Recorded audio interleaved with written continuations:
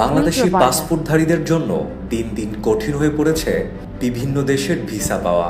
ছোট দেশগুলো পর্যন্ত অন অ্যারাইভাল ভিসা বন্ধ করে দিচ্ছে, আর বহু দেশ ভিসা প্রক্রিয়া দীর্ঘসূত্রতা ও কঠোরতা আরোপ করেছে।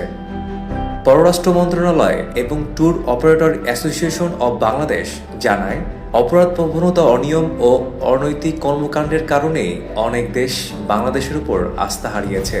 যদিও কূটনৈতিক সম্পর্ক ভালো, তবুও বাস্তবে বাংলাদেশিদের জন্য ভিসা প্রাপ্তি হয়ে উঠেছে কঠিন। উদাহরণস্বরূপ, ইন্দোনেশিয়ায় গত ৩ বছর ধরে বাংলাদেশিদের অন অ্যারাইভাল ভিসা বন্ধ রেখেছে।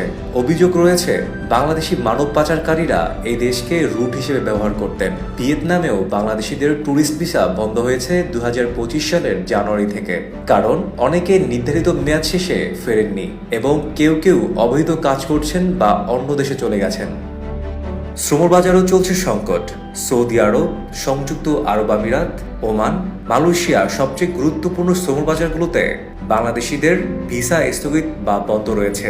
ইউরোপের দেশগুলোতেও কাজের ভিসা জটিল হয়ে পড়েছে। ইতালি, জাপান ও দক্ষিণ কোরিয়ায় চাহিদা থাকলেও ভিসা মিলছে না বা সময় মতো পাওয়া যাচ্ছে না। এছাড়া Cambodia, Philippines, Thailand, Malaysia, Singapore, Kuwait, Bahrain, Qatar সহ বিভিন্ন দেশে ভিসা প্রক্রিয়া জটিল। ভারতের ভিসাও দেশের রাজনৈতিক পরিবর্তনের পর থেকে বন্ধ রয়েছে। সম্প্রতি উজবেকিস্তান বাংলাদেশকে ইলেকট্রনিক ভিসা তালিকা থেকেও বাদ দিয়েছে। টুয়াব সভাপতি মোহাম্মদ রাফিউজ্জামান জানান, এই পরিস্থিতির ফলে বাংলাদেশিদের আউটবাউন্ড ট্যুরিজম মারাত্মক ক্ষতিগ্রস্ত হয়েছে।